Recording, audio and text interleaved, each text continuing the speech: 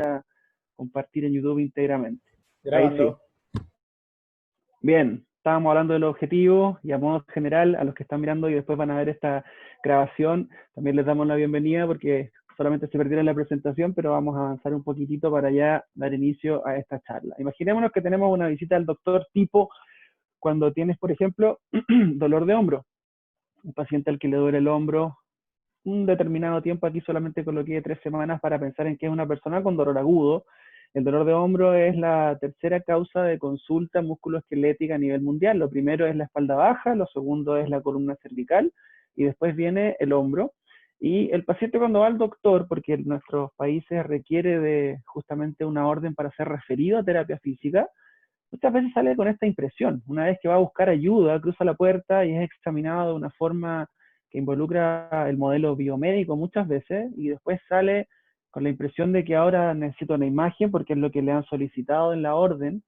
Cree que el acromion está jugando un rol preponderante y que probablemente eso en parte es lo que le está causando daño. Los médicos muchas veces pueden ser prohibitivos y los kinesiólogos también, entonces ahora el paciente inclusive tiene esta percepción de que tiene que cuidarse, de si es que hace las cosas que ha estado haciendo se puede hacer daño.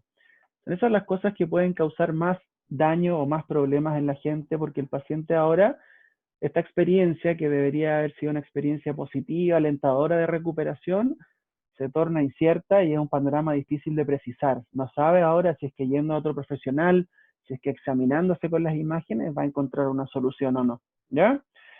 Cuando después ese paciente lo han enviado al kinesiólogo, entonces pasa algo parecido. Esta fotito es del kinesiólogo Nick Hanna de Canadá, que es un colega bien controversial en redes sociales, siempre comparte información que de alguna forma inspira o llama a pensar, así que lo pueden seguir, allá abajo está su cuenta.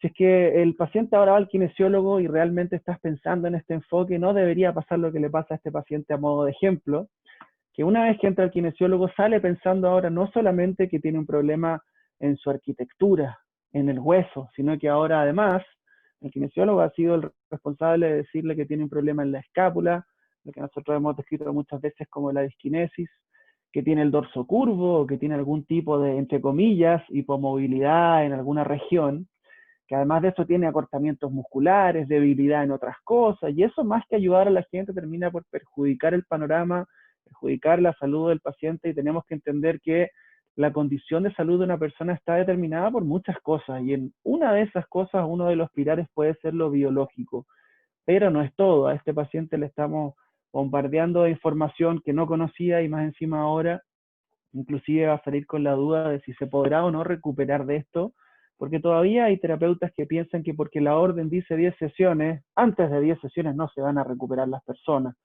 Tendríamos que pensar, ojalá, en el futuro en minimizar los costos en salud y en hacer todo lo posible porque realmente sea una atención centrada en la persona, entendiendo en cuál es el contexto en el que se desempeña y qué es lo que tiene que hacer en su vida, porque las famosas ABD, las denominadas ABD, son distintas en cada sujeto, así que incluso eso ha cambiado, tienes que ser capaz de individualizar, obviamente, el mensaje y la intervención, ¿ya?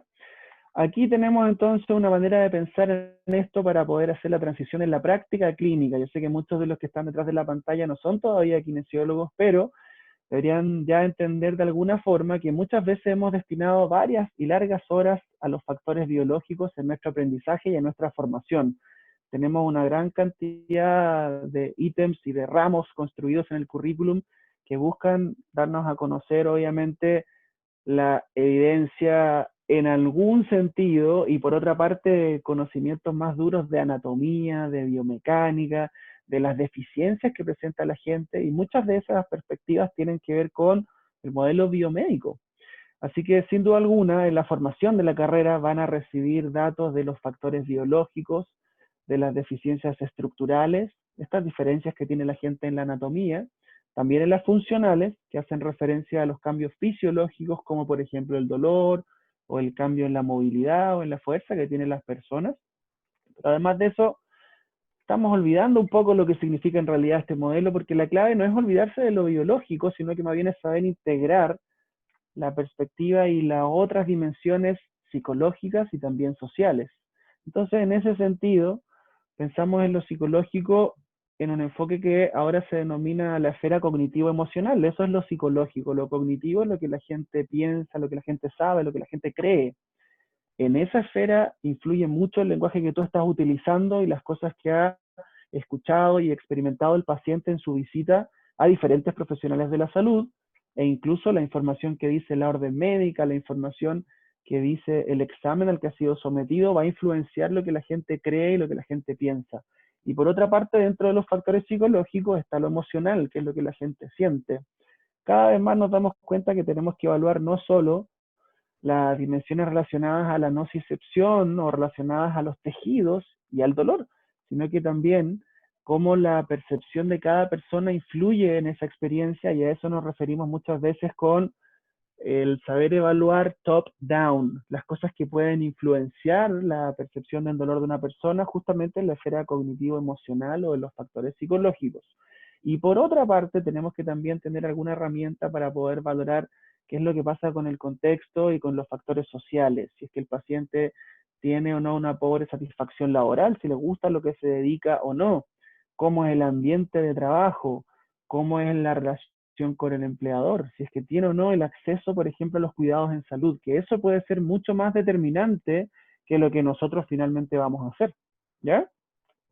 Germán, no sé si hay una forma de silenciar el ruidito de timbre de cada vez que alguien entra porque me desconcentra un poquitito, pero investigalo tú por ahí porque yo no creo que sea el micrófono de algún participante, yo creo que es la aplicación que está haciendo ese sonido. De todas formas, vamos a seguir avanzando y Listo. para contextualizar esto, gracias.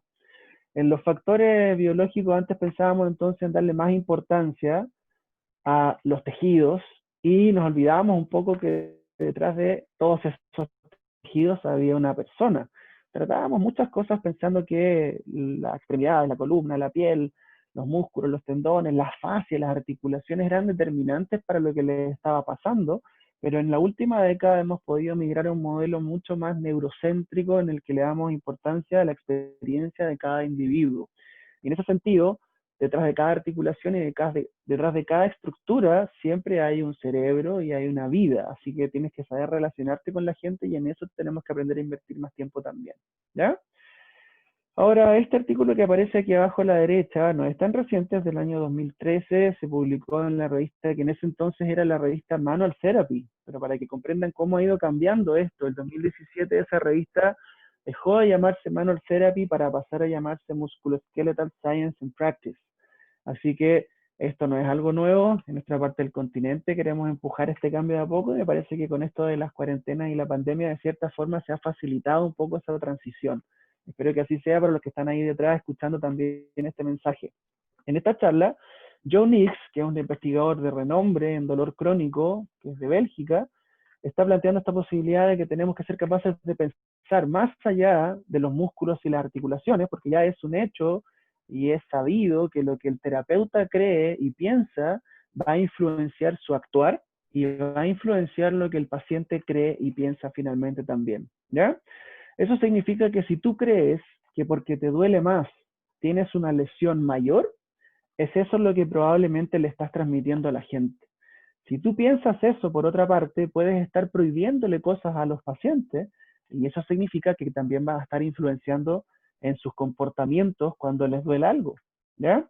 Así que ahí aparecen un par de preguntas que nos hacen pensar y les puede servir como autoevaluación para saber, por ejemplo, qué tan biomédico o biopsicosocial nos encontramos en qué parte de esta transición, ¿ya? Los que me escuchan quizás en otra perspectiva, un poco más lejos, les aconsejaría usar audífonos por si acaso, porque yo sé que no es lo mismo que el sonido directo del micrófono con estos audífonos, ¿ya? Ahora, la idea de esto es que en los cuidados en salud no sea ni mucho ni tampoco muy poco, algo así como cuando piensas en una analogía con un plato de cocina, que no te sobre, pero tampoco que te falte. Y en ese sentido, en medicina esto también se aplica. ¿A qué me refiero? Esto de la sobremedicalización, lamentablemente es una realidad en nuestra parte del continente. Cada vez que a un paciente le duele el hombro, es sometido a distintos tipos de imágenes y de examinaciones que no siempre determinan el resultado de la intervención. Lo que trataría de resumir esto para que de alguna forma les quede más claro a los que están escuchando, es que piensen siempre si es que el examen al que se está sometiendo una persona determina el curso del tratamiento, entonces puede ser valioso. Y hoy día la evidencia y las guías clínicas a nivel mundial en prácticamente cualquier dolor musculoesquelético nos invitan a desalentar a toda costa la toma de imágenes. No es necesario que una persona sea sometida a una radiografía para ayudarlo a resolver su dolor de hombro, su dolor de espalda. Cuando uno piensa en esto de desalentar la toma de imágenes, tenemos que ser capaces inevitablemente de asumir la responsabilidad y de tener el conocimiento suficiente para estar seguros de que el paciente no presenta una patología seria, porque para eso servirían las examinaciones de imagen complementaria, para descartar problemas que sean más graves o de patologías siniestras, ¿ya? Si tu paciente tiene signos o síntomas que te hacen sospechar de un problema mayor, dentro de un contexto clínico tienes que saber interpretarlo para primero estar a cargo de tomar la decisión de primer orden en terapia física, que es tres posibilidades. Al paciente lo trato y lo puedo ayudar, al paciente lo trato, pero lo voy a referir a otro profesional de la salud, y finalmente al paciente lo debo referir y no pertenece a la clínica musculoesquelética, pertenece quizás a una interconsulta con otra persona. Quizás esto le parezca raro o lejos de nuestra realidad por ahora, pero tenemos que ser capaces de entender que muchas veces la gente, a pesar de haber pasado por un doctor, igualmente llega a nosotros con un diagnóstico que puede ser inespecífico, que es lo que más prevalece, y que no nos entrega mucha información, como por ejemplo el de lumbago, o el de hombro doloroso, o el de cervicalgia, que si bien son términos inespecíficos y son bastante comunes y utilizados, no nos dicen si es que el paciente ha sido sometido o no a un screening, a una examinación detallada de la historia, de los antecedentes previos médicos, por ejemplo, y esas son cosas que tenemos que saber, obviamente, incluir dentro de nuestra batería de hallazgos de la examinación, ¿ya? Entonces, en otras palabras, tenemos que saber centrarnos no solo en la estructura, no solo en lo que dice el papel. No puedes hoy día, en el siglo XXI, agarrar una orden y hacer lo que dice el papel, porque nosotros somos mejores que eso y queremos alzar el nivel de nuestra profesión a nivel latinoamericano particularmente, para que la gente entienda que nosotros también, a través del razonamiento clínico, podemos intervenir y podemos muchas veces fundamentar para qué estamos haciendo lo que estamos haciendo, ¿ya? En Estados Unidos, el currículum de los kinesiólogos y los doctores en terapia física que estudian entre 6 a 7 años tiene no más de un mes de formación en agentes físicos. Y nosotros todavía estamos muy lejos de eso porque las órdenes médicas nos bombardean de instrucciones y detalles respecto al uso de máquinas. Y si queremos que esto cambie, entonces tenemos nosotros que saber justificar y fundamentar por qué es más importante una estrategia activa que el uso de una herramienta pasiva como las corrientes, por ejemplo, el ultrasonido, etcétera. ¿Ya? No les estoy diciendo que no sirvan, pero estamos reformulando nuestro actuar y van a haber escenarios en los que va a ser mucho más útil hacer otras cosas, ¿ya? Así que también esto involucra el comprender el dolor desde una perspectiva más amplia, porque a cada persona esto lo va a afectar de diferente manera y tu trabajo nunca es cuestionar lo que la gente siente. Tu trabajo siempre es validar lo que el paciente te está contando y de cierta forma desde el día uno entender que la potencial alianza con el usuario va a determinar en parte cuáles sean los resultados. La alianza terapéutica no es estrictamente analgésica, no siempre es así, pero sí determina cuáles son los resultados y si tienes un vínculo a través de la empatía, incluso a través de ser optimista, a través de ser bastante versátil con las instrucciones, con los ejercicios, a través de demostrar que te importa ayudar, eso va a influenciar positivamente el resultado sin duda alguna. Pero lamentablemente nos enfrentamos a un círculo de profesionales en los que muchas veces los pacientes han sido sometidos simplemente a lo que dice un papel, a no prestarles atención en ningún ámbito de sus vidas, simplemente digo lo que dice la receta porque para eso me pagan y eso es lo que nosotros queremos eliminar, ¿ya?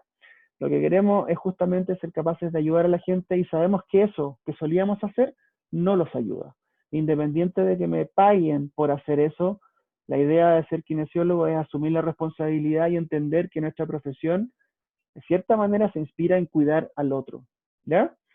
Este modelo es del año 2017 y de alguna forma está enmarcado en el modelo biopsicosocial. Esto no es un modelo nuevo, pero se denomina modelo de discapacidad y dolor.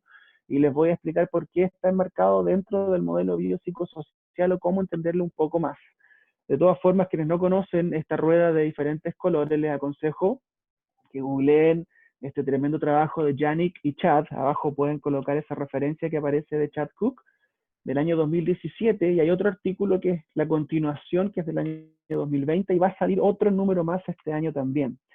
Lo que hicieron fue pensar en que es tiempo de que juntemos las piezas del puzzle, tenemos técnicas y técnicas y hemos destinado décadas y los investigadores han destinado décadas a investigar y a poder tratar de validar cuáles son las técnicas que utilizan. Pero nos estamos dando cuenta que independiente de la técnica los resultados son los mismos y es porque ahora entendemos que no hay una talla estándar porque todas las personas son distintas. ¿Ya? Lo que está ilustrado en rojo en esta rueda de discapacidad son los dominios nociceptivos, en esta parte que está aquí arribita a la derecha, y en este rojo más claro son el dominio de dolor neuropático cuando un problema o una disfunción está mediada por el sistema nervioso. ¿Ya? En eso se supone que los kinesiólogos destinamos una gran cantidad de tiempo para poder diferenciar, cuando es posible, algún tipo de estructura, algún tipo de condición y también cuando ha habido algún tipo de antecedente traumático o un paciente que ha sido sometido a una intervención. Tenemos muchas formas de discriminar si el dolor o la experiencia del paciente está mediada o no por la inflamación o por algún tipo de tejido en particular. Cuando es un trauma, eso es más fácil de realizar. Pero lamentablemente sabemos que en la columna, tanto lumbar como cervical, y también en el hombro, los dolores muchas veces son inespecíficos y no existe una prueba gold estándar para determinar cuál es la fuente de la nocicepción. Entonces nos hemos dado cuenta que los determinantes en la condición de salud de una persona son otras cosas. Y esas otras cosas son fundamentalmente las comorbilidades que están ilustradas en azul abajo y también los factores socioeconómicos que están dentro de lo que podrían ser considerados los factores dominio contextual dentro de este factor en el fondo ambiental que está dentro de esta parte amarilla. ¿Ya? ¿Qué significa esto? Que independiente de lo que esté pasando con tu problema, desde el punto de vista nociceptivo, de la lesión que hayas tenido, de si tuviste o no una fractura, el resultado no siempre va a depender de la gravedad de la lesión, no siempre va a depender de la cantidad de huesos que te hayas fracturado. Va a depender en realidad de qué está pasando con tu vida, va a depender de si es que tienes o no, por ejemplo, otras condiciones dolorosas musculoesqueléticas concomitantes, como en el caso de dolor de espalda baja. Si una persona tiene dolor de cuello, eso está demostrado que puede de alguna forma influenciar pobremente el pronóstico, ¿ya? Aquí abajo también aparecen otras comorbilidades, que son cosas que probablemente puede influenciar más un médico también y tenemos que saber trabajar en el abordaje multidisciplinario, porque puede que sea un paciente con trastornos del sueño, puede que sea un paciente con otras comorbilidades como la diabetes, como algún trastorno ya diagnosticado, como la hipertensión, como los trastornos del colesterol, etcétera, y que sean esas cosas las que finalmente van a influenciar hasta en sus expectativas en la vida, ¿ya? Hasta cuántos años puede vivir una persona, a eso me refiero. No si es que le duele o no, si es que tiene otras cosas dentro de su condición de salud, eso puede ser más determinante finalmente y por eso tenemos que aprender a ver al paciente como un todo. Al paciente que es sedentario, que es obeso, que además tiene hábitos de fumar. Tenemos que saber preocuparnos y de alguna forma transmitir a través de mensajes educativos que una cosa es el dolor de espalda, pero la otra cosa bien importante es todo lo que está pasando en su vida. ¿Ya? En la esfera celeste o en esta tajada de la rueda celeste están los factores cognitivo-emocionales. Eso antiguamente, en lo que la CIF nos recalca en todo caso, está dentro de los factores personales. Los factores psicológicos, antes mencioné que eran las cosas que uno cree y piensa y las cosas que uno siente. A eso se refiere esa parte de la torta en particular. Y ahí aparece Pain Avoidance Behaviors. En el fondo, si tienes un paciente que es un paciente evitador, finalmente puedes tener un dolor de espalda que se pueda resolver, pero no puedes dar al alta al paciente de forma contundente o satisfactoria si sigue siendo un paciente evitador. Si cree que agacharse es malo, si cree que moverse le va a hacer daño, Nosotros deberíamos ser capaces de hacerlo mejor, ¿ya? Hay muchas otras cosas entonces que determinan el resultado y eso se puede ver inclusive con la situación que está afectando al mundo entero, porque las personas que tienen en el fondo más riesgo de morir con la afección del COVID-19 no son las que tienen problemas musculoesqueléticos, son las que tienen comorbilidades, ¿ya? Y a lo que me refería con el amarillo también es que algo que puede ser más determinante aún es el acceso que tienen a la salud las personas. Si un paciente está luchando por poder costear lo que significa la terapia física una vez en el año porque no tiene más dinero para hacerlo y porque no puede darse el lujo de atenderse contigo, entonces haz que esa experiencia valga la pena. Juégatela todo lo posible para abordar estas diferentes dimensiones y entender que la condición de la salud va a cambiar si es que diferentes actores participan, no solamente tú. Yo coloco mi 100%, pero el paciente también tiene que colocar su 100% y muchas veces tiene que haber otro actor también, que para las comorbilidades puede ser el doctor, que para los factores o dimensión cognitivo-emocional puede ser el kinesiólogo, pero también puede ser el psicoterapeuta. ¿Ya? Lo que aparece aquí a la izquierda respecto a que el modelo es bidireccional tiene que ver fundamentalmente con que una mejoría en un dominio puede llevar a una mejoría en la condición completa de salud del paciente. Y también puede pasar lo contrario. Si tienes un paciente con dolor de espalda que ha sufrido la pérdida de un ser querido, es bastante común que en ese periodo de duelo el dolor de espalda empeore. Mientras que si tienes un paciente con una depresión mayor diagnosticada, por ejemplo, con dolor de espalda también, una vez que empieza a mejorar el dolor de espalda, una vez que el kinesiólogo ha utilizado diferentes herramientas para ayudarlo, para enseñarle qué cosas tiene que hacer, han cambiado las conductas de afrontamiento, si eso empieza a generar una diferencia en la esfera nociceptiva, entonces hasta el punto de vista anímico y hasta lo que la gente cree y piensa puede ser distinto. Y eso significa que si tú estás haciendo tu trabajo de esta manera, eventualmente el paciente hasta podría disminuir la dosis, por ejemplo, de fármacos para la depresión. O si tiene trastornos del sueño y lo estás ayudando a disminuir el síntoma, puede mejorar el dormir. ¿Ya? A eso se refiere con que hay una cierta bidireccionalidad en este modelo. Y finalmente también tenemos que entender que la historia natural está de nuestro lado. Muchas de las cosas que tenemos que tratar nosotros en terapia física tienen un buen pronóstico y son estas otras cosas las que lo van a influenciar. ¿Ya? Entonces, pensando ahora también un poquito más en dolor, porque esto es lo que ha ido cambiando en los últimos años también, voy a contarles un poco de a qué me refería con los mecanismos neurofisiológicos detrás. La industria farmacológica ha avanzado mucho en esto. A lo que me refiero es que si se ponen a pensar en los distintos tipos de fármacos que hay en la industria, cuando una persona sufre de depresión y sufre de dolor de características de sensibilización del sistema nervioso, muchas veces se tratan con inhibidores de la recaptación de serotonina, o sea, el fármaco va dirigido al mecanismo que hay detrás, y también con algunos fármacos que pueden ser antidepresivos o para los trastornos del sueño, porque van dirigidos al mecanismo subyacente. En cambio, el paciente que tiene un dolor neuropático, que se caracteriza por descargas de corriente espontáneas, eso de alguna forma nos está dando a entender que hay hiperexcitabilidad neuronal. En los casos del problema musculoesquelético, lo más común es que tengan pacientes con radiculopatías o síndromes de dolor radicular, o el síndrome de túnel carpiano, o el síndrome de túnel tarsal, que son problemas ya sea en raíces nerviosas como en nervios periféricos. En esos casos, los fármacos ahora no necesariamente son los antidepresivos, no necesariamente son los inhibidores de recaptación de serotonina, sino que más bien son fármacos dirigidos fundamentalmente a los gabapentinoides. El neurotransmisor GABA es el neurotransmisor inhibitorio más potente del sistema nervioso y estos fármacos lo que hacen es tratar de aletargar un poco el sistema nervioso, de cierta manera que esta hiperexcitabilidad cambie. Y finalmente en el paciente que tiene un problema nociceptivo, si tiene inflamación aguda y ha tenido un trauma reciente, le dan antiinflamatorio. Es una forma de simplificar cómo la industria farmacológica ha tratado de justamente dirigirse a estos problemas en base al mecanismo que hay detrás y para eso el doctor hace una examinación. Nosotros ahora hemos aprendido sobre la marcha cuáles son los efectos de las intervenciones que realizamos. Y con el pasar de los años nos hemos dado cuenta que muchas veces las terapias manuales que vienen de más de 100 años existiendo fueron construidas sobre la marcha. Aprendieron a volar el avión una vez en el aire.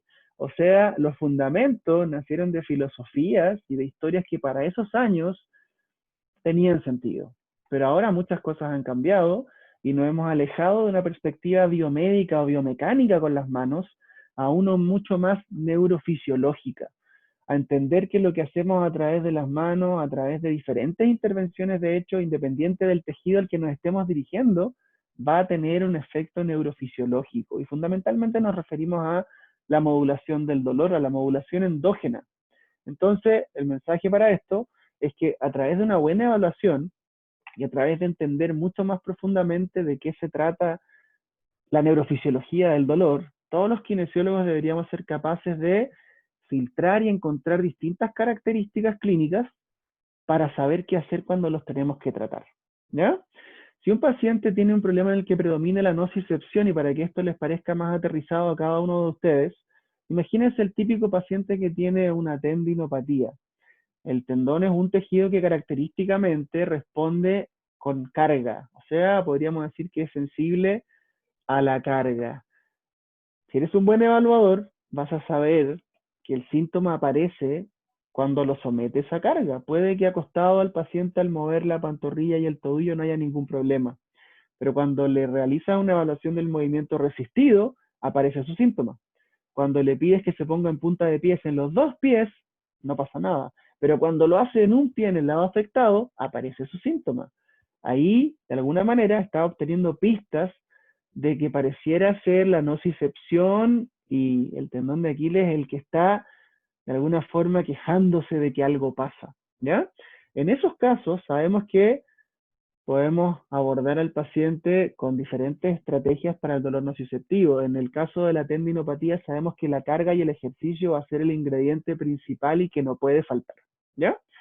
Si tienes otro caso en el que hay un paciente, por ejemplo, con un esguince de tobillo, lo más probable es que exista inflamación y puedes utilizar el nuevo acrónimo que existe de Peace and Love, donde de cierta forma en los primeros días puedes buscar proteger. Es un paciente que quizás puede evitar tomar antiinflamatorios si es que tolera los síntomas que está experimentando y precozmente apenas lo tolera, tenemos que ser optimistas y enseñarles a tolerar diversas cargas para que eso facilite su recuperación. En los pacientes con dolor nociceptivo podemos usar diferentes estrategias que se encarguen de alguna forma abordar la mecánica, ¿ya?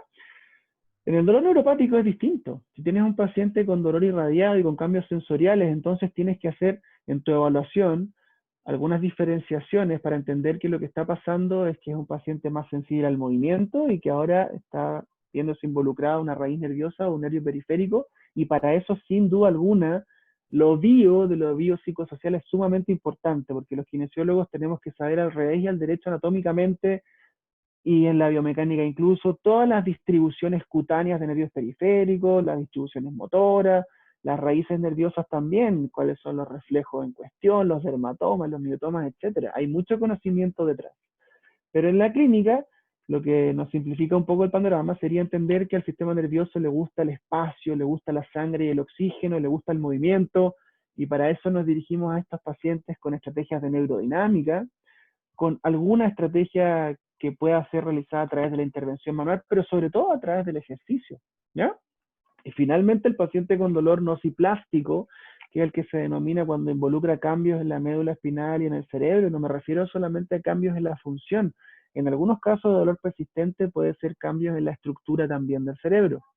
En esos casos, el uso de las manos no siempre te va a dar los resultados que estás buscando. Más bien, este problema es común cuando el problema es persistente, pero dolor crónico no es sinónimo de dolor nociplástico, ¿ya? Creo que eso se lo graben bien los que están escuchando. Algunos autores de entre un 17 a un 35% de chance postulan de que el paciente con dolor crónico tenga o no dolor nociplástico o sensibilización central. Entonces podríamos pensar que entre un cuarto y un tercio de personas con dolor crónico puede desarrollar sensibilización central, ¿ya?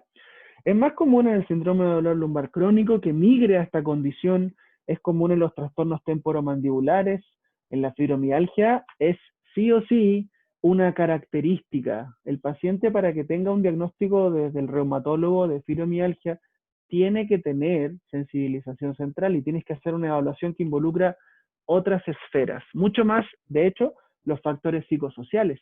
Lo que la gente cree y piensa, como he dicho antes, se evalúa a través de diferentes encuestas para saber si es o no un paciente evitador, para saber si es o no un paciente catastrofista, que en el fondo eso se resume en que creen que lo que les pasa es lo peor que puede existir. ¿Ya?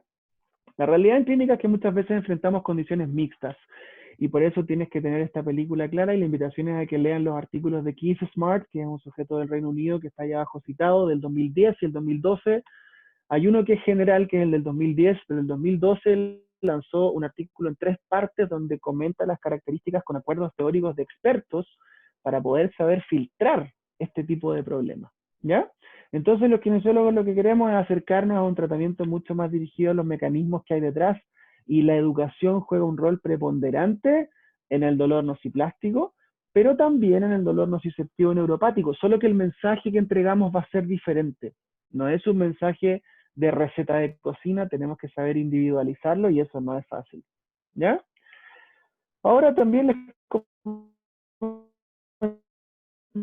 que íbamos a hablar en esta última parte de los factores contextuales y de cómo en el fondo cosas que a veces no podemos controlar directamente juegan un rol en la recuperación de las personas y yo sé que los que son alumnos de Germán saben mucho de esto porque les he comentado seguramente de la alianza terapéutica. ¿Ya?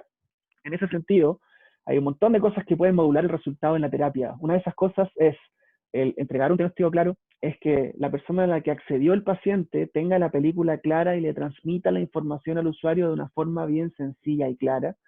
También, de cierta manera, que involucre el pacto terapéutico, y no me refiero puntualmente a alguna intervención concreta, sino que se nota que el terapeuta está del lado del paciente y es capaz de establecer o entablar una relación horizontal. ¿Ya? La reputación del fisioterapeuta va a jugar un rol. En ese sentido, por ejemplo, Germán, que tiene más de 10 años de práctica, yo también, bueno, el tener esos años de experiencia, de cierta forma, en esto te puede ayudar.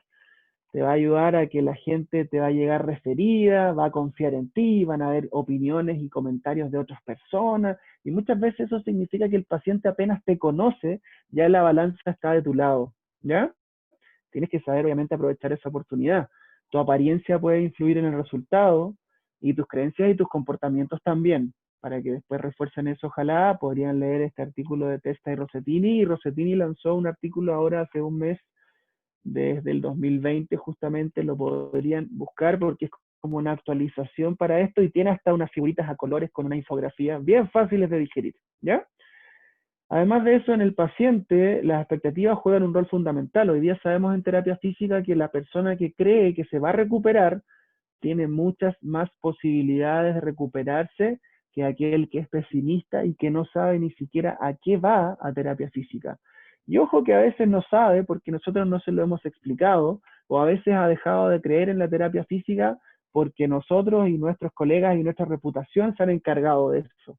Ha sido sometido a tratamientos con máquinas, ha sido sometido a tratamientos manuales con las creencias de que se están deformando fascias, moviendo huesos, y todo tiene que ver con la estructura, y finalmente eso igual va a influenciar lo que la gente cree, sobre todo si es que no han tenido un resultado positivo.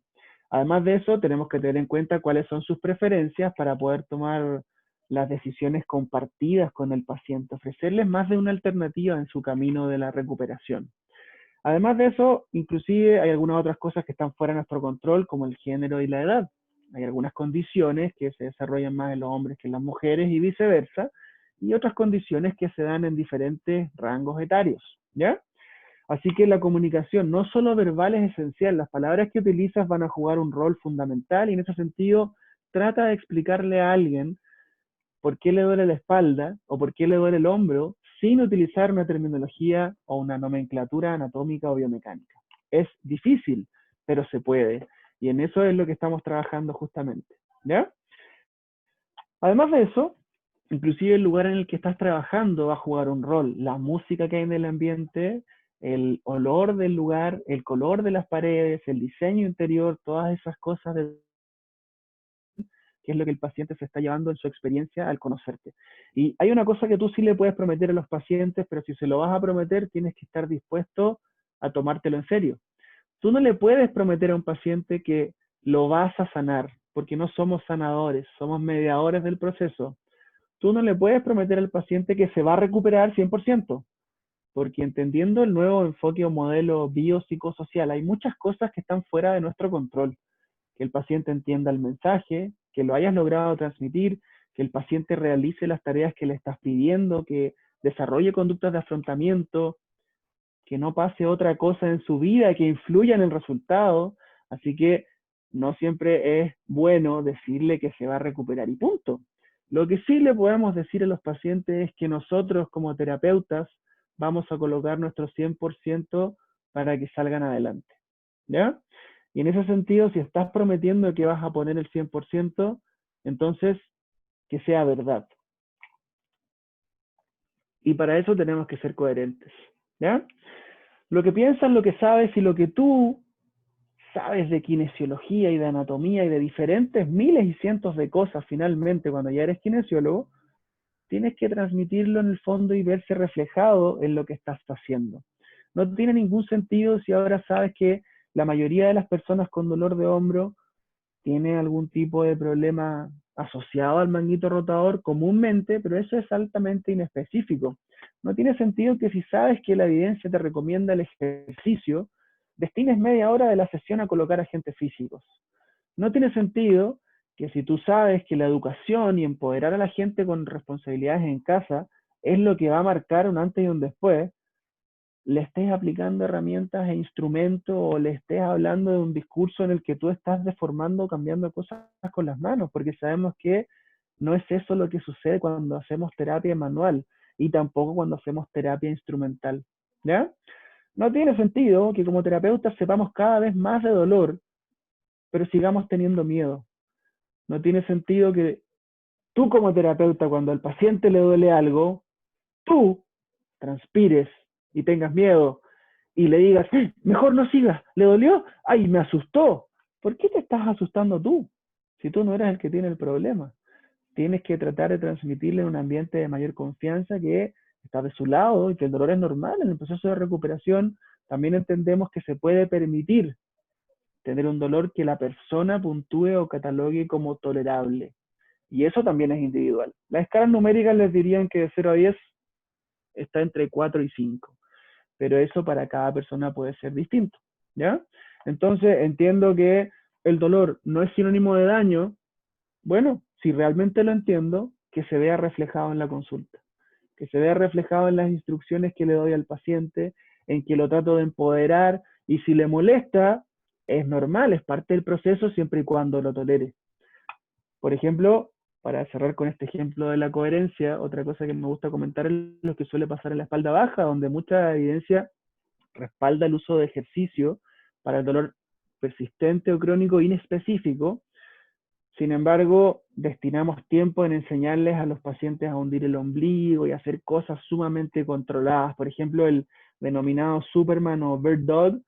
La gente como terapeuta quiere que esté en la horizontal de forma perfecta y esas cosas no son importantes. Lo importante es que esta experiencia de movimiento sea capaz de empoderar al usuario para que lo pueda realizar en casa y note cómo los tejidos sí se van a adaptar. Pero eso no es algo que sea de un día para otro, ¿ya? Así que ojalá esto pueda hacer un poco de resonancia en todas las cabezas que están ahí detrás de la pantalla para que traten de verse reflejados después en la consulta, en lo que están diciendo, en no usar estos términos biomédicos, y hay mucha literatura para poder complementar esta información. Entonces, ¿cómo luciría esta nueva visita al kinesiólogo o al fisioterapeuta? Bueno, algo pasó que de nuevo esta diapositiva por alguna razón estaba construida en un PowerPoint en inglés y me corrige automáticamente la escritura. Ahí dice me duele el hombre en vez de que me duele el hombro, pero es el ejemplo del dolor de hombro, ¿ya? Dice ahí, me infiltré y me sigue doliendo, que son cosas que muchas veces tenemos que escuchar nosotros en consulta. Ya no sé qué hacer. Lo único que espera la gente es que tú o yo como kinesiólogo seamos capaces de ayudarlo. Si tú le explicas con simpleza las cosas, les demuestras muchas veces a través de una modificación sintomática que el dolor puede cambiar, que hay formas de moverse en las que no necesariamente les va a doler, que les demuestras incluso que a pesar de que les duele, después de un rato se les quita. Entonces el paciente ya entiende que el dolor es una experiencia compleja, que es multifactorial, que no solamente lo que dice un examen va a influenciar el resultado, ¿ya? Además de eso, puede entender que la imagen se toma en reposo. En el dolor de hombro lo más común es que los problemas aparezcan durante el movimiento, durante las elevaciones o las rotaciones o movimientos combinados, y la examinación en reposo de imagen te habla solamente de la anatomía, no te habla de la experiencia, porque las fotos no se ve lo que la gente siente, ¿ya? Así que demuestra que puedes entregar una experiencia positiva, incluso en el corto plazo, dependiendo de las características de la persona, pero le puedes demostrar a gran parte de la población que se pueden aliviar, ¿ya? Y si fuera este el ejemplo para el dolor de espalda, entonces piensa en que si al usuario le están recomendando ir al kinesiólogo, por algo es, sale con algún síntoma distinto, o al menos entendiendo que el proceso va a ser hasta de 3 meses de duración, porque casi cualquier dolor de espalda se recupera en este plazo de tiempo dentro de la historia natural, pero sale ahora empoderado con nuevas estrategias, entendiendo que puede usar calor como tratamiento adjunto, entendiendo que el ejercicio es la primera intervención de elección y ya se sienten mejor, ¿ya? Así que nosotros tenemos que hacer cosas para mejorar esto. Para ir cerrando me faltan solamente 2 diapositivas, espero que ya tengan algunas inquietudes para que después podamos responder. Pero para mejorar tenemos que cambiar nuestras estrategias de comunicación y evitar el noseo a toda costa. A veces tú puedes decir casualmente desgarro, envejecimiento, degeneración, hernia, y lo estás haciendo con la mejor intención o explicando a través de un modelo biomédico o anatómico. Eso el paciente no lo entiende como lo estás entendiendo tú. Así que siempre considera preguntarle al paciente qué ha entendido, y también considera no usar la anatomía, no usar fotos de la anatomía, porque muchas veces eso puede cambiar la percepción de las personas. Planifica el número de intervenciones que el usuario pueda necesitar. Muchas veces los problemas musculoesqueléticos se tratan en un plazo de 6 a 8 semanas, las tendinopatías de 8 a 12 semanas, a veces los postoperatorios o los problemas asociados a fracturas pueden ser en un mayor tiempo también. No significa que tengas que tratar al paciente todos los días de corrido y que finalmente lo dejes desfinanciado. Trata de educarlo y de empoderarlo para que finalmente la gente se pueda hacer cargo de su condición de salud y tengan herramientas para poder modular su problema. Y a eso se refiere el número 4 con el automanejo. Tenemos que dirigir la intervención, y mientras más concreto y mientras más, entre comillas, específica es la instrucción y el ejercicio, más probable es que lo hagan bien y que lo hagan, ¿ya? Cuando estás dando indicaciones, trata de usar palabras transitorias. Muchas veces el decir no haga esto suena a definitivo, o el paciente ha escuchado que por tener un lumbago agudo no se debe agachar. Eso se puede perpetuar en el tiempo. A eso se refiere este punto con usar palabras transitorias. Cuando le digas al paciente que es normal en el dolor agudo tener este dolor, tener esta molestia cuando se agacha, bueno, entonces en esta semana y por estos días vamos a hacer un seguimiento, y si bien el cuerpo nos protege, el sistema nervioso nos protege más bien a través de esta experiencia, nos sirve para ir modulando un poquito la condición. En el dolor agudo el síntoma suele ser protector. El problema es cuando es maladaptativo y es persistente. Entonces trata de cambiar el lenguaje, y que la gente con dolor de rodilla no tiene por qué creer que no van a ser capaces de correr, que no deben saltar. La gente con dolor de espalda lo mismo, creen que el impacto les hace daño, que agacharse es dañino. En ese sentido, muchas de estas creencias y conocimientos los han obtenido del profesional de la salud, ¿ya? Y eso es algo que queremos modificar, y para eso esta charla justamente. Además de eso, puedes hablar muchas veces de la evolución y de lo que tú esperas con el pasar del tiempo, porque los pacientes con problemas del tipo nociplástico con sensibilización central, los países desarrollados hacen un plan a largo plazo en el que desde 3 a 6 meses esperan que la función cambie sí o sí. El dolor es una experiencia inevitable muchas veces, pero el sufrimiento es opcional, ¿ya? Los pacientes tienen que hacer algo al respecto. Esto está extraído de un documento que se llama Low Back Pain Series de la revista The Lancet, que está rankeada dentro de las primeras revistas científicas a nivel mundial, ¿ya? Después Germán probablemente lo pueda compartir. Son 3 tomos, este artículo dio vuelta al mundo y dio mucho que hablar, porque esta revista se está dando cuenta que tenemos todos que abrir los ojos y que hay muchas cosas que podemos hacer para modificar el resultado. Los pacientes tienen que ser más inquietos. No es dudar del profesional, pero es preguntarle para qué son las cosas que le están haciendo, en qué se sustentan y qué pueden hacer ellos mismos para ayudarse. Y eso es muchas veces lo que la gente quiere. No quieren que les hables de tecnicismo y anatomía. Quieren saber qué hacer para ayudarse a ellos mismos.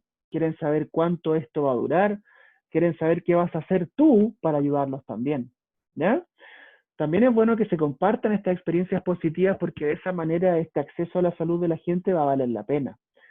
Después de eso, tendríamos que pensar en que a nivel de políticas públicas y de ministerios de salud hay muchas cosas que tienen que seguir cambiando. Han habido diferencias, por ejemplo, en los resultados a nivel quirúrgico, y hay muchas intervenciones a las que deberían ir quitándole el incentivo de cobertura porque la evidencia ha demostrado que no son mejores los resultados que el ejercicio o que no son mejores que una intervención placebo. No significa que la cirugía no sirva, porque para eso hay un momento en el espacio y un lugar, pero significa que hay otras cosas que pueden ser menos invasivas, menos costosas y menos riesgosas en la primera línea de tratamiento. Me refiero a las cirugías de rodilla y a las cirugías de hombro, que año a año crecen y en los países desarrollados ya han cambiado justamente esas recomendaciones. ¿Ya? En los clínicos tenemos que asegurarnos de que las personas entienden, tenemos que evitar usar modelos anatómicos y explicaciones desactualizadas que están influenciadas por el modelo cartesiano del dolor y de cosas que aprendimos hace un montón de tiempo porque es tiempo de cambiar. ¿Ya? Como educadores, los que estamos asumiendo esta responsabilidad, tenemos que justamente ser capaces de asumir la responsabilidad y entender que estamos dando paso a la formación de nuevos profesionales que deberían, ojalá, entusiasmarse y de alguna forma enamorarse de la profesión porque es mucho lo que puedes hacer por el otro. Y para eso hay que actualizar los currículums en las universidades. Siempre esto toma tiempo, nunca es de un día para otro, pero muchas veces depende del profesional. ¿Ya? Así que la invitación es a que todos ustedes, si llegan a ser educadores también, sean inquietos, traten de nivelar siempre hacia arriba nuestra profesión, que le enseñen a los futuros profesionales a tomar decisiones compartidas, a qué cosas son importantes que se incorporen dentro de las habilidades blandas y las estrategias de comunicación, que son cosas que a veces no se aprenden en el aula, se aprenden en la casa, pero tenemos que buscar una forma de que en clínica también se puedan ver reflejadas. Y finalmente en la industria, bueno, las explicaciones también deberían ser simples y un lenguaje mucho más aterrizado para que el paciente entienda y a la larga podamos influenciar mucho más la condición de salud de una persona de lo que lo hacemos el día de hoy. ¿Ya? Aquí está mi contacto, sellar mis palabras para el cierre. Hablé un poquitito primero de esta transición del modelo biomédico al biopsicosocial, de cómo ha cambiado justamente el panorama entendiendo los otros dominios, las diferentes esferas del modelo, de cómo saber encontrar al individuo de manera centrada en su condición y no en el diagnóstico médico, sino que en su experiencia, en lo que está pasando. Para eso tienes que utilizar encuestas, realizar una buena entrevista, una buena evaluación, independiente del lugar en el que trabajes. ¿Ya? El día 1 probablemente sea el más importante para favorecer la alianza terapéutica también.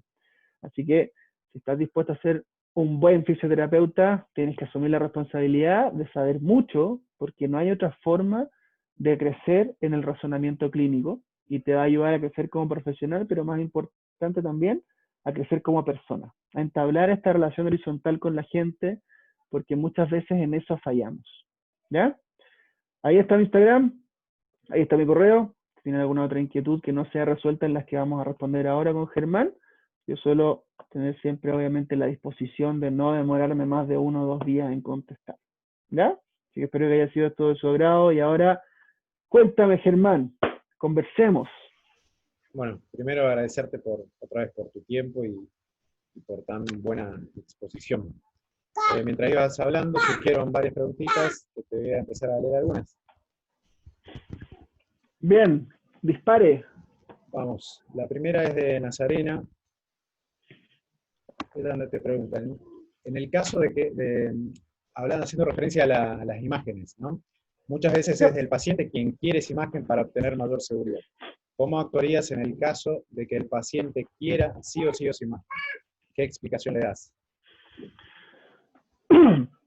Cuando seamos de acceso directo, eso va a ser mucho más determinante, porque en otros países, como ya ha crecido obviamente la fisioterapia y estamos apuntando a una terapia basada en evidencia diferente, que eso no significa solamente involucrar los artículos, sino que también el expertise y la experiencia y las preferencias del paciente, el clínico es capaz incluso de referir y de ordenar una imagen. Los doctores en terapia física en Estados Unidos así lo pueden hacer en algunos estados y en Canadá prácticamente en cualquier parte eso es una realidad. Entonces, acá, si tienes la posibilidad de influenciar esa consulta de acceso directo, deberías decir con claridad cuáles son los beneficios y el por qué ha cambiado este abordaje en el sentido de que solamente las condiciones en las que uno sospecha un problema serio son útiles. Les puedes poner muchos ejemplos para que la gente entienda que la radiografía emite radiación ionizante, lo mismo que el escáner o el TAC. Esa radiación ionizante genera daños en nuestro cuerpo, genera costos de tiempo y de dinero. Y tú puedes ayudarle al paciente y puedes tratarlo incluso sin someterlo a ese camino y vas a terminar ahorrando plata en el sistema, tiempo y finalmente así vas a cambiar un poquitito esta percepción de que sea tan necesaria la imagenología, porque la imagen puede jugar también un rol que muchas veces es negativo y es nocebogénico. Hay artículos desde el año 2010 y 2011, incluso de terapeutas físicos que han demostrado eso. Les voy a dejar escritas algunas recomendaciones después para eso, le puedo pedir a Germán que adjunte alguna lectura complementaria, pero se me viene a la cabeza un artículo de Tim Flynn con un par de médicos inclusive, que eso es del año 2011. Timothy Flynn justamente investigó cómo en el caso del dolor de espalda, una resonancia magnética de columna lumbar puede hacer tanto daño como bien. Y lo que hicieron fue comparar cómo luciría un paciente que va al acceso directo versus uno que pasa al doctor. Y el que pasa por el doctor justamente gasta más plata, gasta más tiempo y su condición de salud en el año siguiente de seguimiento influye hasta en los gastos que implicaron en salud. O sea, estamos hablando de que esto involucra un cambio de comportamiento, un cambio educacional. Es una cuestión que socialmente tiene que cambiar, pero que eso no va a pasar de un día para otro. ¿Ya? Cuando ustedes como clínicos piensen en qué te va a ofrecer la imagen, lo más importante es pensar, ¿influye en el tratamiento? ¿Sí o no? Si no determina ni una cosa de tratamiento, la imagen no sirve para nada. ¿Ya? ¿Cómo lo podría simplificar? Tienes una torcedura en el tobillo, estás cojeando, te duele de forma intensa, tienes lo que se conoce como las reglas de Ottawa positivas. No puedes apoyar, necesitas una radiografía. Ahí estamos usando evidencia para tomar una decisión. No estamos usando la intuición, estamos usando la evidencia. Y esa es una regla que ha resistido el paso de los años. ¿Y por qué es tan importante la imagen ahí? Porque determina el curso del tratamiento. Si la radiografía demuestra que hay una fractura, a ese paciente lo van a inmovilizar. Si la radiografía es negativa, a ese paciente lo van a movilizar, tiene que ir al kinesiólogo. Entonces la imagen determina el curso del tratamiento. Pongamos el ejemplo de espalda baja. Tienes lumbago, ha pasado una semana con dolor de espalda, te sacan una imagen, aparecen los hallazgos esperables para tu edad. Algún grado de discopatía, algún grado de espondilosis, alguna escoliosis que tenías ya desde hace tiempo, y tú vas al kinesiólogo y el kinesiólogo no necesita esa imagen para ayudarte. Y el que te la hayas tomado no determina el resultado, porque el doctor te podría haber enviado al kinesiólogo antes de ordenar la imagen. ¿Ya? A eso me refiero. Cuando determina el resultado, determina tu actuar en clínica, es importante. Así que bueno, con el pasar de los años, las imágenes y la tecnología ha ido creciendo y eso ha significado una sobreexposición. Y detrás de eso, lamentablemente, pareciera que está el dinero. Y de eso nos queremos alejar. ¿Ya? Yo cuando se lo digo a la gente y cuando la gente no tiene un acceso a la salud como lo que tienen las personas de estratos socioeconómicos altos, agradecen la explicación. se dan cuenta que fue muchas veces innecesario, que tuvieron que gastar X pesos en un TAC. Y en la toma del TAC es lo mismo que le cuesta hacer probablemente 10 sesiones de terapia física. Y tú en una sesión le ayudaste a cambiar el síntoma, a cambiar la movilidad y a dormir mejor. Y el haberse tomado el TAC no les ayudó en nada. ¿Les ayudó a qué? A descubrir que tenían algún cambio anatómico. Les ayudó a tener más miedo en el proceso, a que sus expectativas ahora vayan a la estructura. Y eso es lo que queremos cambiar. ¿Ya? Los doctores y los kinesiólogos tienen que entender que prohibir es malo, que decirle al paciente, mira tu anatomía, mira tu columna, mira este hueso, si lo tienes así, así, ¿cómo no te va a doler? Esas son explicaciones desactualizadas de las que nos tenemos que alejar. Porque estamos lidiando con una persona. Detrás de cada tejido hay un cerebro y hay una persona. ¿Ya? Bien, me extendí un poco en la respuesta, pero fue para dar ejemplos, Germán, así que vi como varias personas estaban asintiendo, así que espero que haya sido porque entendieron. Sí, quedó muy claro. Acá sucede una cosa, Nicolás, es que acá existen las obras sociales que las tiene la mayoría de la gente, entonces todo eso tiene cobertura, y ahí entra el negocio, creo yo, de sobre pedir esos estudios, lamentablemente, y juega la mayoría de las veces en contra. Te leo la siguiente. Podría decir, para acotar una pequeña cosita adicional, yo podría decir que, mire, muchas veces ya tenemos que saber centrarnos en la solución, no en el problema. El paciente ya fue sometido a la imagen. No sacas nada con tratar ahora de cambiar lo que ya pasó, porque ya pasó. Y lo que puedes hacer es influenciar cuál va a ser la conducta que tiene el paciente cuando a futuro experimente algún síntoma. Y si lo has educado lo suficiente, o si lo has empoderado lo suficiente, entonces probablemente su conducta sea distinta a futuro. Probablemente cuando le duele la espalda, te vaya a ver a ti una visita para saber qué hacer. Y no necesariamente pase por un médico primero. Eso puede ser una forma de cambiar. Y la otra forma podría ser darle tú las buenas noticias. El informe dice puras cosas que hablan del lenguaje biomédico y de la anatomía. Entonces las puedes aterrizar y explicarle al paciente que ahí no hay nada grave. En términos técnicos, dice muchas cosas que tienen que ver con la anatomía. Pero si lo están enviando a terapia física, es porque aquí no hay un tumor, aquí no hay una fractura, y esas son las cosas que toman más tiempo y que son más complejas, y no es el caso. ¿Ya? Así que tratamos de cambiar justamente la vista para que se enfoque a través del optimismo en destacar lo que es positivo, no centrarnos en lo negativo. ¿Ya? Buenísimo. La siguiente es de Rodrigo. Pregunta, el dolor que se presenta en pacientes amputados, el miembro fantasma, ¿sería de tipo nociplástico?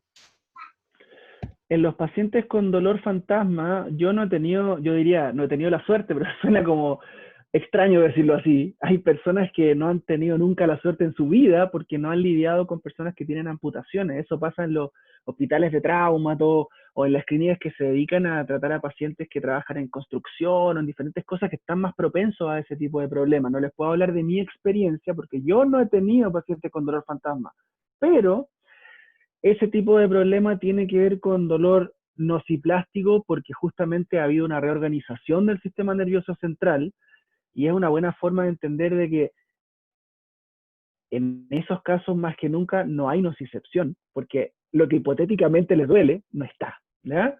Entonces el paciente tiene una diferente representación en la corteza somatosensorial, en el homúnculo somatosensorial, y para esas personas desde hace ya casi 2 décadas existe tratamiento basado en evidencia, que los kinesiólogos no saben.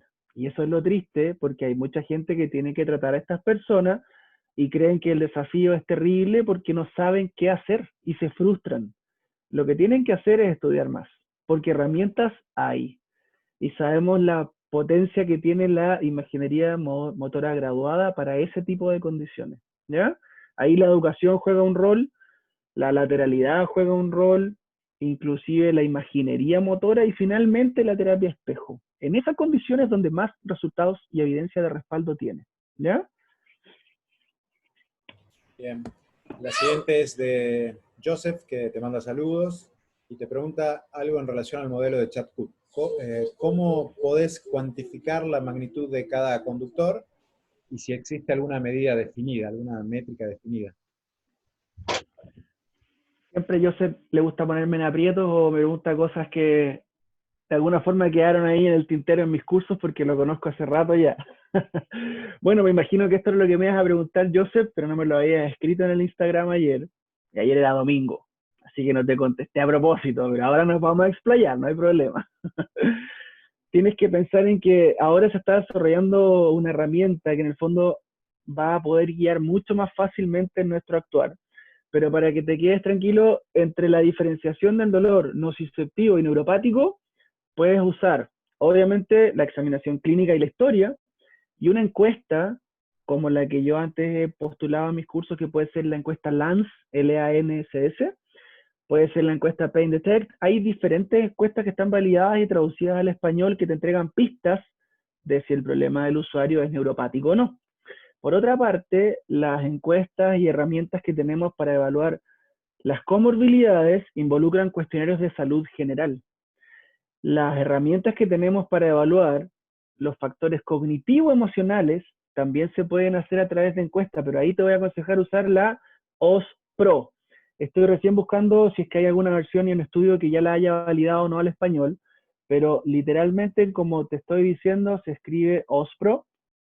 Es una especie de screening de todos los potenciales factores psicosociales, de todas las posibles banderas amarillas. Todos tenemos banderas amarillas en nuestra vida, no hay que ser negativo ni pesimista respecto a eso. A la gente hay que darle a entender de que eso es parte del proceso y es normal. Solo que en algunas personas puede jugar un rol más determinante. Entonces la OSPRO te puede dar pistas de si es necesario meterte un poco más en profundidad, a evaluar la catastrofización, a evaluar la evitación, y si piensas, bueno, en las comorbilidades, inclusive tienes que tener en cuenta trastornos como la depresión, ¿ya? Hay algunos otros que incluso van a recomendar después, porque Chad Cook, el tercer bloque de su paper, va a hablar de justamente cómo traducir esto para poder simplificarlo, para que no consuma tanto tiempo, porque los factores contextuales los puede evaluar un asistente social, por ejemplo, ¿ya? Y en ese sentido tenemos que investigar, y quizás no nosotros, no somos nosotros los que más van a poder influenciar lo que pasa en el trabajo de las personas. Pero al menos deberíamos ser lo suficientemente claros y aterrizar esto para poder entender cuándo eso está jugando un rol, ¿ya? Así que por ahora es consumidor de tiempo, yo lo entiendo y sé que es así. En la historia tienes pistas, usa una encuesta por lo menos, céntrate en la función y trata de investigar un poco más allá, ¿ya? Espero que con eso haya quedado un poco más claro. Bien. Acá la siguiente pregunta es de María Luz.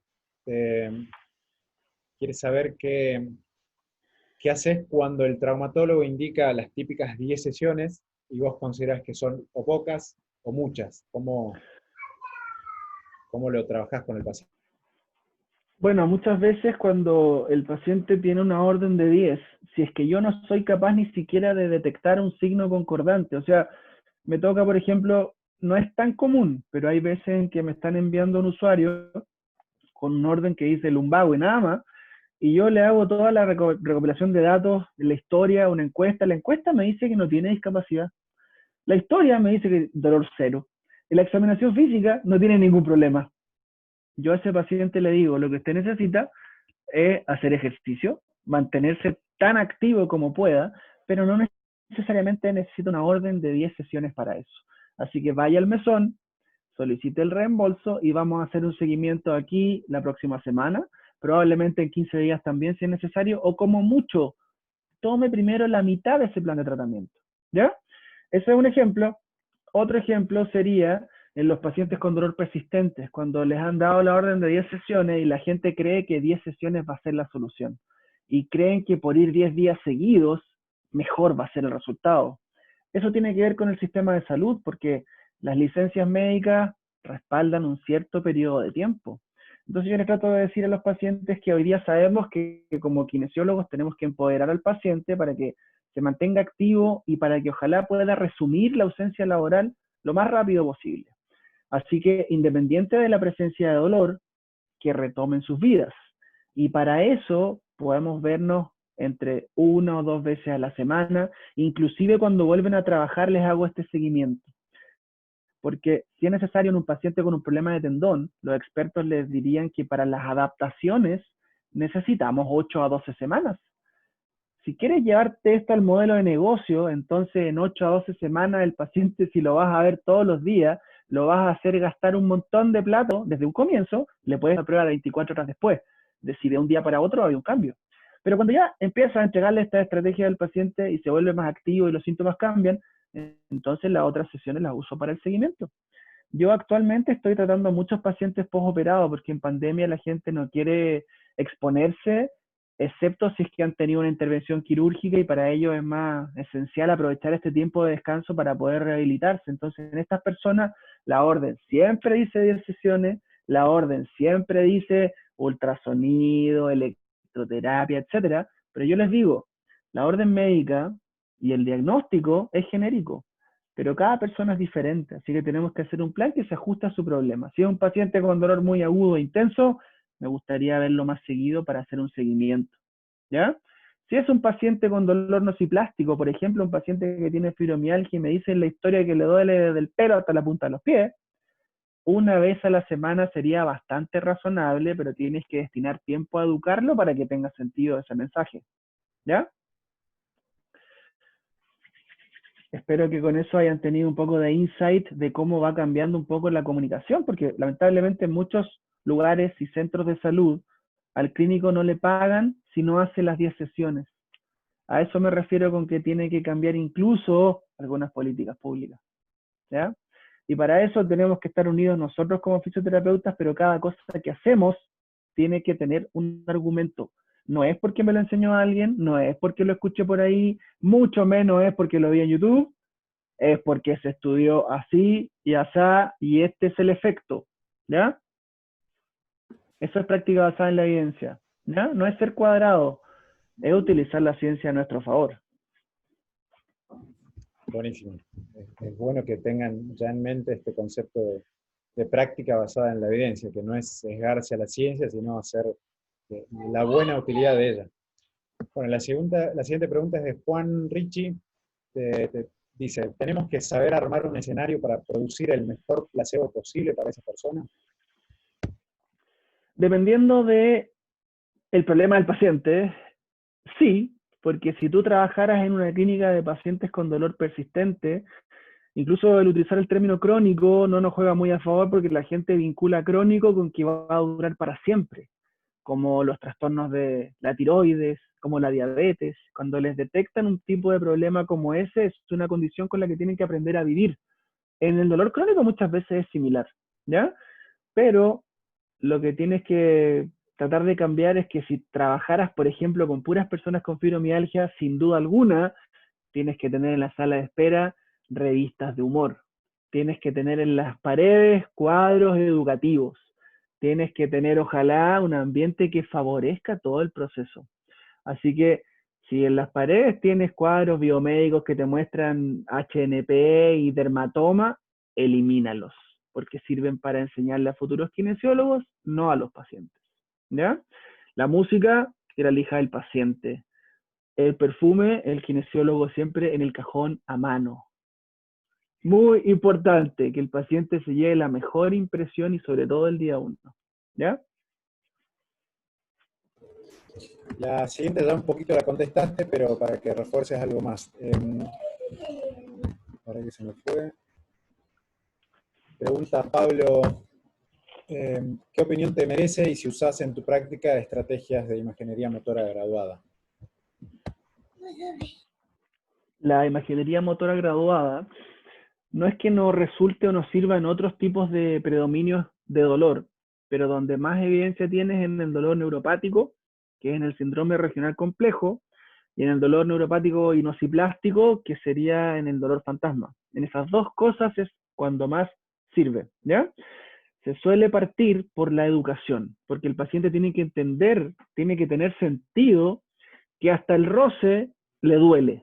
Si tú no le has explicado eso, si le haces meter la mano en el espejo, no tiene sentido y hasta le puedes causar un daño y puedes empeorar el cuadro, ¿ya? Lo primero es la educación, que tenga sentido lo que le está pasando y lo que tú quieres lograr a través de la terapia física. Segundo, se suele recomendar la evaluación de la lateralidad y si es que está alterada, la tratas. Y tratar la lateralidad no es difícil. Hay hasta aplicaciones que sirven para eso, como la aplicación Recognize, que es del grupo NOI, El grupo NOI es el grupo de David Butler de Australia, ¿ya? Justamente Jimena Marlene está preguntando por el paciente que tiene SUDEC, y a eso me refiero con síndrome regional complejo. Antes se denominaba SUDEC o causalgia o distrofia simpático refleja, es lo mismo. Hoy día se denomina síndrome regional complejo. Es un tipo de dolor neuropático difícil de tratar. No cualquier kinesiólogo sabe, ¿ya? Si tu paciente tiene alodinia, no le hagas terapia manual, partiendo por ahí. Porque el mecanismo que hay detrás no tiene que ver con la nocicepción, y la terapia manual cuando mejor funciona es cuando el dolor es nociceptivo, a menos de que seas un muy buen vendedor y puedas tratar al paciente e influenciar su resultado cuando tiene incluso un dolor nociplástico, ¿ya? Pero el mensaje que estamos entregando es muy distinto. Entonces, en este tipo de abordaje para la GMI, la imaginería motora graduada, la educación, después la lateralidad, y después viene la imaginería motora. Ve una foto de algún movimiento en el que el brazo está en una determinada posición, o en que la mano está haciendo algo, y luego cierran los ojos, respiran con el diafragma y se imaginan que están haciendo eso. Eso de cierta forma hace que disparen diferentes tipos de mapas motores sin la necesidad de que aparezca el síntoma. Entonces eso es alimento para el cerebro, ¿ya? Y por último está la terapia espejo. La mirror therapy tiene que meter la manito afectada y está viendo la mano sana reflejada en el fondo en el espejo, y se puede hacer también con los pies si es que tienes espejos adaptados para eso. Y ahí puedes utilizar la estimulación sensorial para ir discriminando la sensación, y también puedes utilizar obviamente el movimiento activo idealmente para que el paciente vaya explorando cuáles son sus capacidades, y en algunos casos eso tiene un efecto analgésico inmediato, ¿ya? Así que justamente hay que investigar un poquito más, pero si tuviera que recomendarles de dónde leer de ese tipo de problema, tienen que leer a Lorimer Mosley, ¿ya? Lorimer Mosley viene estudiando eso desde hace mucho tiempo, e inclusive tiene un par de reportes de casos de pacientes con lesión medular, y también hizo esto de imaginería motora en personas con lesión medular. Ese tipo realmente es un genio. Y a veces anecdóticamente las anécdotas lo han llevado a investigar un poco más. En las personas con lesión medular, él inventó un dispositivo en el que se podían ver caminando. Los sentaba en la silla de ruedas enfrente de una pantalla, donde había un telón ocultando las piernas, apretaban un botón, veían su reflejo con piernas. Y en el seguimiento de los pacientes se dieron cuenta que el dolor que tenían, que era un dolor neuropático, tenían una lesión medular, eran personas con paraplegia o con tetraplegia incluso, disminuía considerablemente. Entonces, eso está dando respaldo de que hay como un mismatch, algo se ha desconectado literalmente entre el sistema nervioso y la periferia. Y para tratar eso, no se hace con terapia manual, ¿ya? Bien, Nico, tengo las últimas dos. Voy a saltear una y la voy a leer sobre el final como para darle cierre al público. Te leo una Bien, de Franco, que dice, ¿cómo te das cuenta cuál es un paciente al que se le puede enseñar sobre el tema que le aqueja? Porque cree que hay personas que solo quieren que los mejores y listo. bueno, yo diría que todos los pacientes quieren que los mejore, pero la verdad es que no es tan fácil en realidad. Y en estricto rigor, yo lo que trato de hacer es el día uno comentarles cómo en la educación, cómo el saber más influye positivamente en la recuperación de una persona. Hoy día tenemos un montón de investigación que habla de los beneficios de la educación neurociencia del dolor.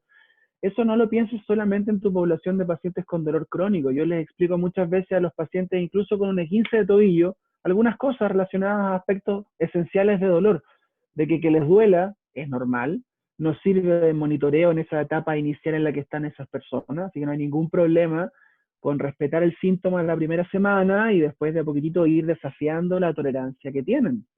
Si el paciente tiene una tendinopatía, el mensaje educativo va a ser distinto, pero a eso me refería con que tenemos que ser mejores comunicadores, porque siempre estamos explicando algo y no le hemos dado la importancia que merece a eso.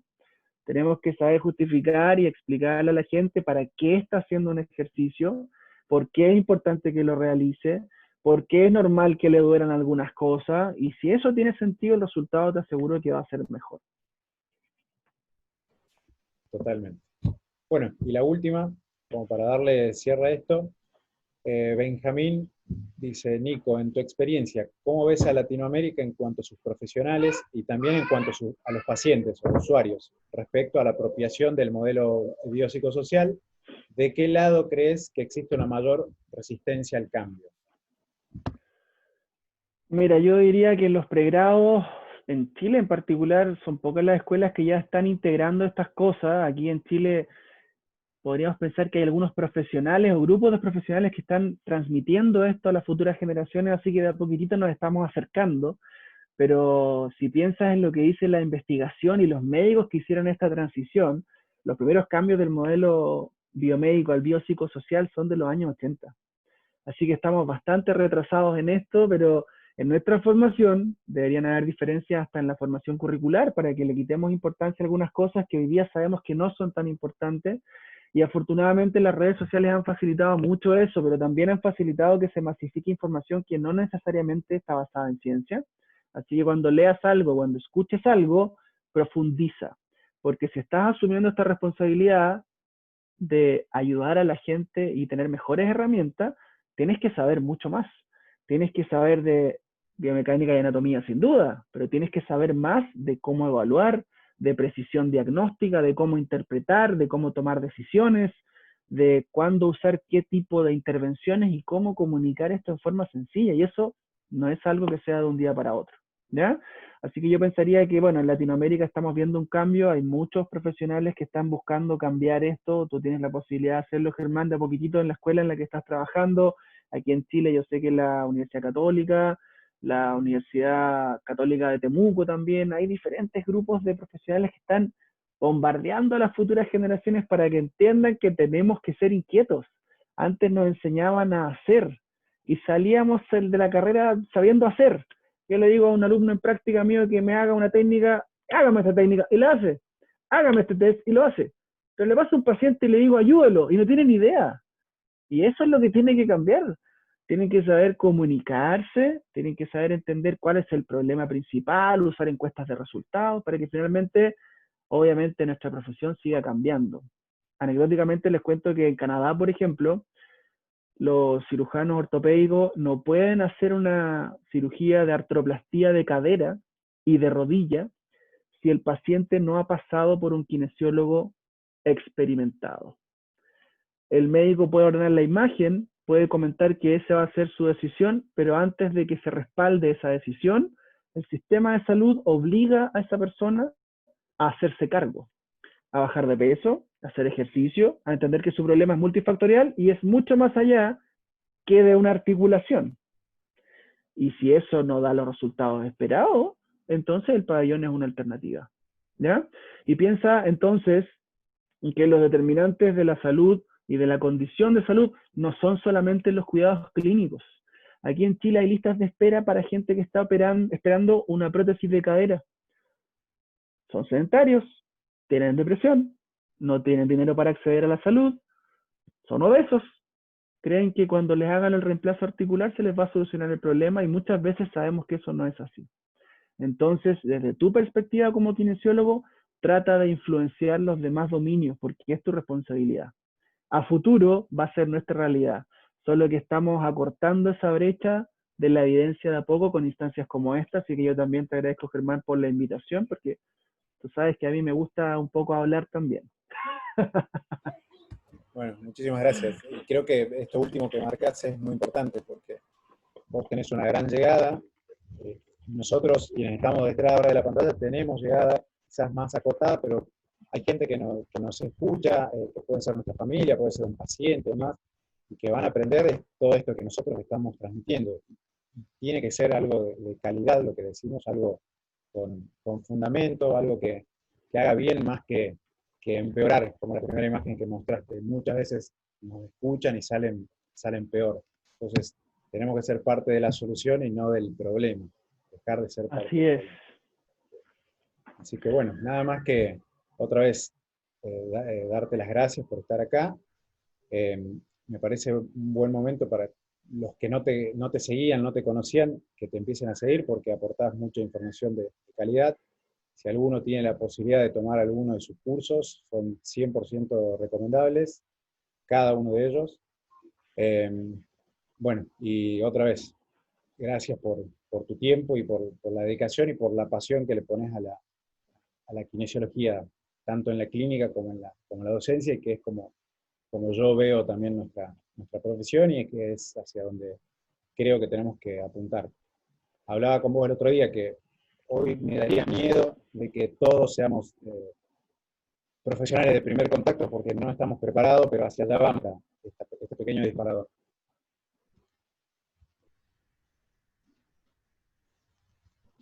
Sí, bueno, de hecho hay que cambiar los pregrados y hay que estudiar mucho más, hay que hacer estas formaciones de transición, porque para poder asumir esa responsabilidad, quizás todos quisieran en este momento, porque eventualmente puede significar una mayor llegada de pacientes, pero tienes que estar seguro de que no estás haciendo daño primero que todo, porque ese es el primer principio de la medicina. Así que bueno, me tomo de nuevo el tiempo de agradecerle a todos los que están ahí detrás de la pantalla, espero que esto haya sido de su agrado. Después yo le voy a pedir a Germán que lo suba a YouTube para que puedan reescuchar algunas de estas cosas si es necesario. Además de eso, yo no he revisado mi Google Forms, pero hoy día en Instagram lancé un formulario para quienes quieran escuchar un conversatorio que tengo el día jueves con una colega norteamericana que se llama Alexis Wright, que es una colega investigadora y clínica que tiene cursos online y una experiencia de muchos años. Es una doctora que tiene un PhD, así que va a estar interesante eso. Yo tengo solamente 100 cupos. Vamos a revisar si es que no se han metido todavía. Si sus perfiles de Instagram dicen que son kinesiólogos, estudiantes o algo, todos van a ser aceptados. Por si mi cuenta les aparece como privada, es solamente por eso. Pero escríbanme si tienen alguna inquietud y obviamente los dejo invitados ahí a escribirme y a seguirme en el Instagram, que estoy, como dijo Germán, siempre compartiendo infografías, artículos, documentos. Traten de leer, de profundizar. No todo lo que brilla es oro y no todo lo que les dicen va a ser siempre verdad, porque nos estamos alejando de los modelos de los gurús. Y a veces las formaciones que hay están centradas mucho más en el negocio que en ayudar a las personas. ¿Ya? Así que hay que tener cuidado con eso. ¿Una foto para el final o algo así, Germán, o no? Sí, Para que seguro. habiliten la cámara los Bueno, que están ahí atrás de la pantalla. todo el tiempo fueron en promedio 100 personas, en algunos momentos más, ahora un poquito menos, pero agradecerles a todos los que estuvieron ahí, ¿sí? Por este deseo de aprender. Algunos los obligué, Nico, porque no querían participar, porque son alumnos rebeldes, pero están acá. ¿Sí? Así que, bueno, Bien, me gracias. alegro que se hayan sumado. Sonríen para la cámara entonces. Yo veo que está acá mi alumna en práctica, Carolina, y también veo que está mi esposa, así que le agradezco que está en mi audiencia en este momento. Le mando un beso. No, no siempre tengo el placer de tenerla en mi audiencia. Muy bien. Bueno, ahí va la foto. Pulgar arriba, saludando. Bien, muchísimas gracias. Un saludo a todos. Estén muy bien. Que tengan buena semana y un abrazo, Germán. A ver si nos vemos Otro. presencialmente cuando todo esto pase. Manténganse sanos y salvos en casa, tomando las medidas necesarias y cuídense un montón. Adiós. Chao, que les vaya bien.